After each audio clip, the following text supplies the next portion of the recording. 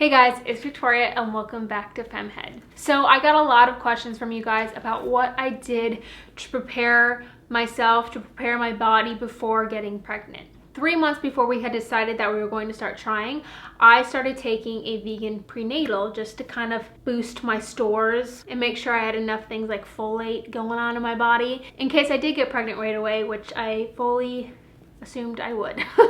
Another thing I did was chart my cycle for years, and I cannot stress the importance of that knowledge enough. Like, it was such a beneficial thing having that understanding of my cycle and my fertility and how it all worked. So I definitely recommend to anyone that's going to be trying soon or maybe is currently trying to learn to chart their cycle. It is very simple and easy to do, and especially if you're trying to conceive versus trying not to get pregnant, much easier to pick up that side of charting. Because of this knowledge, I knew when I was most fertile, I knew when I wasn't, and I knew what things to look for within my cycle to make sure that everything was running smoothly. A few months into trying, I actually did stop charting my cycle, and I'm going to be making an entire video on this topic next week. I think it's very important because that is another huge question I got. But let's get into a couple things that I can share with you that I did before getting pregnant. And let me just start, I suppose, by saying none of these things I'm going to talk about are guaranteed to make you get pregnant faster or whatever, but I just think these were a few important things that I was able to do, and I think in one way or another helped along the process. One of the most important things I did, and something I always recommend to couples who are trying, is to make sure that their cervical fluid is in tip-top shape. Everyone knows what ovulation is, and everyone knows the importance that ovulation and ovulating has in the process of conception, but the importance of cervical fluid quality often just kind of gets glazed over, and honestly, I don't think a lot of people know about it. And even though it can be overlooked or just unknown, it is a very crucial component to conception. Your cervical fluid is what nourishes and helps transport your partner's sperm so it can reach your egg. Or it can act much like a toxic spider web and trap and kill your partner's sperm. And I think we can all just agree which scenario is better when you're trying to get pregnant. By charting your cycle, you're able to track your cervical fluid cycle to cycle, month to month, and to see what types of fluid you are experiencing and maybe which types you aren't experiencing that you want to work towards reaching. Because of charting, I was able to see, you know what? I am hitting that fertile egg white type fluid, but it doesn't last very long and there isn't a lot of it. And so of course I did a little bit of my own research and found some things online to test out, and none of them were very invasive or difficult. And so I thought, what the heck, why not try out some crazy things? So the number one thing that I recommend, I think it's annoying when people say this, and I'm sorry, but is drink more water. Your cervical fluid is around 90% water. And so if your body is consistently dehydrated and not getting enough fluids, of course your body is not going to be able to produce that fertile fluid. The second thing that I did that I thought I was suspicious about going into, and I didn't think it would work, was grapefruit juice. I saw this everywhere and I was like, you know what the heck, like, what's grapefruit juice going to hurt?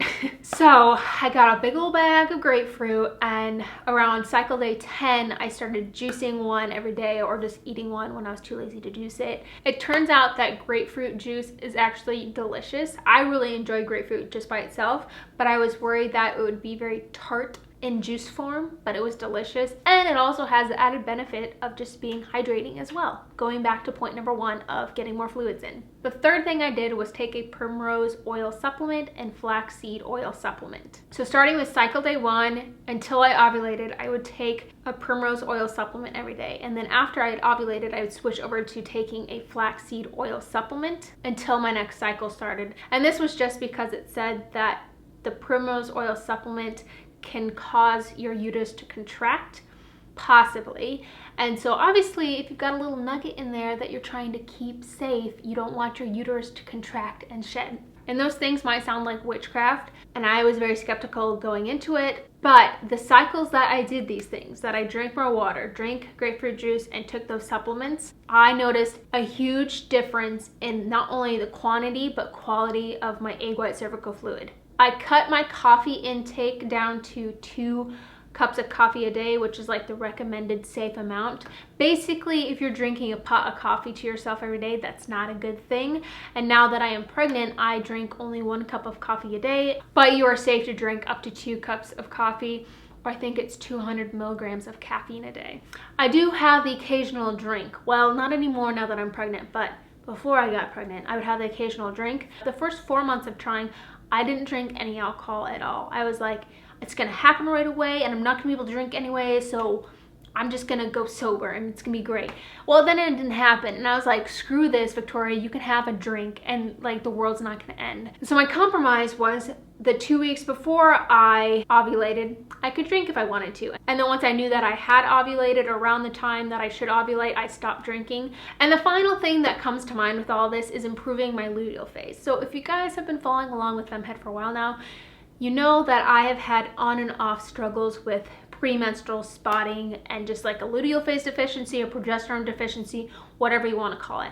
And I tried a couple different supplements, and the thing that I found to work and has fixed it right away each time, Vitex. But Vitex, of course, is not a cure-all for things, and I get people writing me all the time, well, Vitex help my headaches, will Vitex help my acne? And I'm like, I don't know. Even if it says that it could potentially help, that doesn't mean it's going to. So you've just kind of got to test some stuff out yourself. But Vitex is what helped strengthen my luteal phase and get rid of that spotting. The cycle before I got pregnant, I actually had 6 days of spotting leading up to my period, and I thought, shoot, that's not good. I know that's not good, because if you do have a fertilized egg implant in your uterus and then your uterus can't hold up its lining long enough for your body to then send signals back to your ovaries to continue to produce progesterone, things are going to start to shed, and that's not good. And that's the simplest way to put it. That next cycle, I started taking Vitex. Well, that same cycle, I got pregnant, so I never got my period. Talk to your doctor if you're in the situation and you're concerned.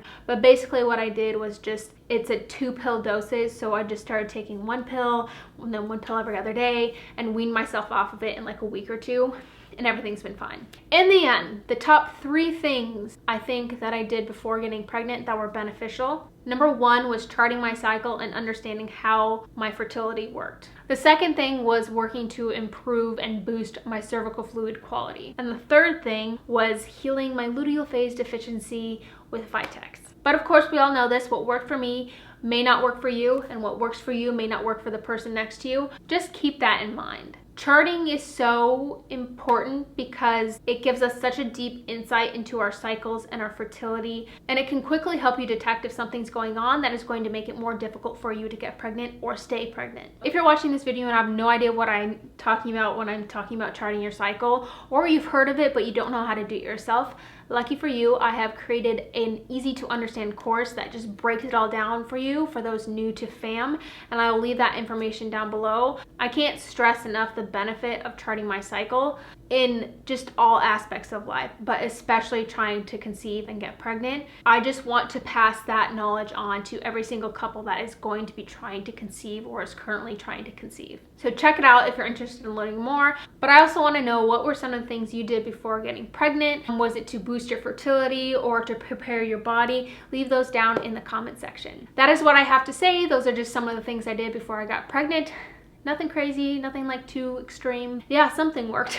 So thank you so much for watching today's video. Give it a thumbs up if you enjoyed it. And don't forget to hit that subscribe button to keep up with all my videos. And I'll see you guys in the next one. Bye.